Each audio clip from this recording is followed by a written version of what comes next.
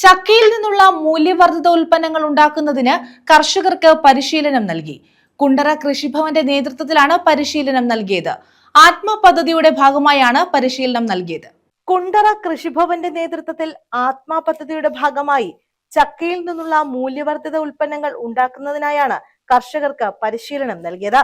കുണ്ടറ ഗ്രാമപഞ്ചായത്ത് vice president K Usha ഉദ്ഘാടനം നിർവഹിച്ചു. വാർഡംഗം സരണി അനിൽ അധ്യക്ഷത വഹിച്ചു.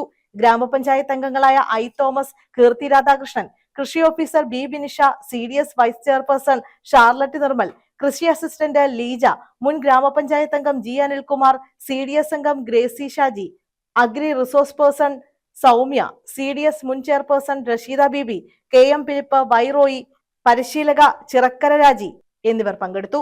ചക്കയുടെ ചുള, കുരു, ചവണി, പൂഞ്ഞ്, മടൽ എന്നിവ ഉപയോഗിച്ചുകൊണ്ട് ചക്ക 65, ചക്ക സൂപ്പ്, ചക്ക ബജി, ചക്കയച്ചാർ, ചക്ക സ്ക്വാഷ് തുടങ്ങിയവ ഉണ്ടാക്കുവാനാണ് പരിശീലനം നൽകിയത്.